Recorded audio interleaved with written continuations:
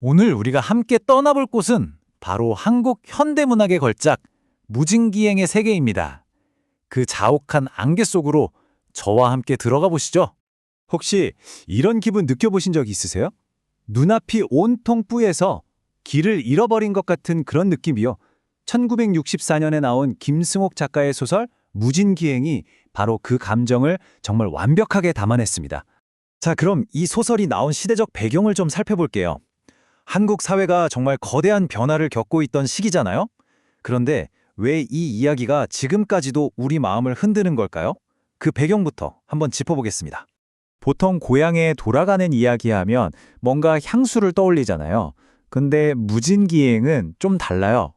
단순히 그리운 고향을 찾아가는 게 아니라 1960년대 산업화라는 그 격동의 시대를 살아가는 한 지식인의 내면을 아주 날카롭게 파고들거든요. 이건 향수가 아니라 방황과 자아 발견을 위한 기행, 그러니까 여행인 거죠. 네, 바로 1964년입니다. 이 해에 이 소설이 발표되면서 뭐랄까, 한 세대의 목소리가 터져 나온 거죠. 근대화의 물결 속에서 성공하려는 야망과 또 그 뒤에 숨겨진 깊은 공허함 사이에서 씨름하던 사람들의 이야기요. 자, 그럼 이제 이 이야기의 주인공을 만나볼 시간입니다. 겉으로 보면 모든 걸 다 가진 남자예요. 그런데 사실은 아주 근본적으로 길을 잃은 사람이죠. 이 남자의 이름은 윤희중. 서울에서의 모습과 무진에서의 모습이 완전히 다른, 어떻게 보면 두 개의 삶을 사는 사람입니다. 서울에서는 성공한 33살 제약회사 간부에 승진도 앞둔 야망가죠. 하지만 무진에서는요, 그저 부끄러움과 고독에 가득 찬 방랑자일 뿐이에요. 그럼 그는 도대체 왜 무진에 온 걸까요? 그냥 잠시 현실에서 도망치고 싶었던 거예요. 최근에 사업에서 실패한 걸 숨기고 싶기도 했고요. 이제는 더 이상 내 집 같지 않은 고향에서 잠시라도 쉬고 싶었던 거죠. 그러니까 이건 따뜻한 귀향이 아니라 서울에서 자기가 만들어온 삶으로부터의 도피인 셈입니다. 자, 그렇게 도망친 곳이 바로 무진입니다. 그런데 이 무진이라는 곳이요, 그냥 지도에 있는 어떤 도시가 아니에요. 단순한 장소를 넘어서 주인공의 심리 상태 그 자체를 상징하는 공간이라고 할 수 있습니다. 실제 작가의 고향을 모델로 했다고 알려진 이 가상의 항구 도시 무진. 이곳의 가장 큰 특징이 뭔지 아세요? 바로 이겁니다. 온 세상을 집어삼킬 듯 자욱하게 깔리는 안개죠. 이 소설에서 안개는 그냥 날씨 현상이 아니에요. 이게 정말 중요합니다. 현실인지 환상인지 그 경계를 흐릿하게 만들고 주인공의 내면이 얼마나 혼란스러운지 또 얼마나 공허한지를 보여주는 아주 핵심적인 문학적 장치인 거죠. 말하자면 보이지 않는 감정을 눈에 보이게 만든 거예요. 그래서 이 대비가 중요합니다. 햇빛은 명료한 현실, 즉 서울을 상징하고요. 반면에 안개는 모호한 도피처, 바로 무진을 의미하죠. 이 두 개의 세계가 충돌하는 것, 이게 바로 무진기행의 핵심 갈등 구조입니다. 이 뿌연 안개 속에서 윤희중은 세 명의 중요한 인물을 만납니다. 그런데 이 사람들이요, 마치 거울 같아요. 윤희중이 애써 외면하고 싶었던 자기 자신의 모습을 자꾸만 비춰주거든요. 보시면 하인숙은 욕망과 탈출을, 세무사장인 조는 속물주의와 냉소를, 그리고 교사 박은 순수와 이상을 상징합니다. 그러니까 이들은 그냥 스쳐 지나가는 인물이 아니라 윤희중을 이쪽으로 또 저쪽으로 끌어당기는 서로 다른 삶의 방식 그 자체라고 볼 수 있어요. 특히 음악교사인 하인숙, 그녀가 던지는 이 말, 나를 서울로 데려가 주세요. 이게 윤희중의 마음을 아주 복잡하게 만듭니다.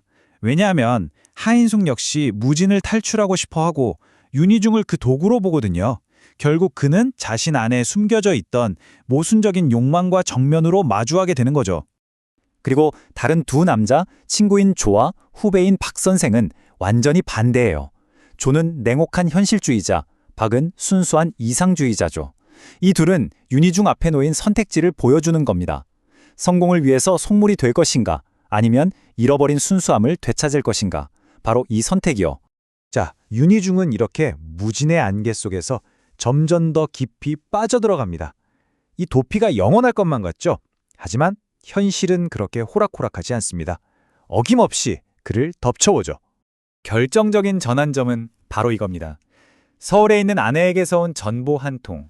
이 얇은 종이 한 장이 무진에서의 모든 환상을 한순간에 박살내버립니다. 그를 다시 의무와 승진, 즉 그가 도망쳐온 바로 그 현실로 호출하는 신호탄이었던 거죠. 결국 결정의 순간이 왔을 때 그는 편지 한 통을 남깁니다. 나는 무진에서 나 자신을 직면하지 못하고 결국 다시 도망친다. 무진에서 맺었던 모든 인연을 버리고 그는 또다시 도망치는 거예요. 그런데 이번엔 어디로? 바로 현실로요. 결국 그의 선택은 서울이었습니다. 무진에서의 짧은 도피는 끝났고 이제 그가 돌아가야 할 곳은 저렇게 차갑고 삭막한 현실뿐입니다. 자, 그럼 이 여정을 한번 정리해 볼까요? 처음엔 무진에서 과거와 현재를 마주하죠. 그러면서 욕망, 부끄러움, 향수 같은 복잡한 감정들을 경험하고요. 그런데 그때 현실로 돌아오라는 호출을 받습니다. 그리고 마지막엔 서울로 돌아가면서 스스로를 배반했다는 사실을 확인하게 되죠. 결국 이 여행은 자신을 찾으러 떠난 게 아니라 자신이 얼마나 길을 잃었는지만 확인하고 돌아온 셈이에요. 그래서 이 소설에서 가장 중요한 감정이 바로 부끄러움입니다. 근데 이게 그냥 창피하다는 뜻이 아니에요. 이건 자기 자신을 속이고 속물적인 욕망에 타협한 것에 대한 일종의 내적인 고백인 거죠. 그러니까 그의 귀환은 성공적인 복귀가 아니라 자아를 지키는 것보다 성공을 더 중요하게 여기는 세상에 항복한 거나 마찬가지예요. 그런데 아이러니하게도 바로 이 실패가 무진기행을 걸작으로 만든 겁니다.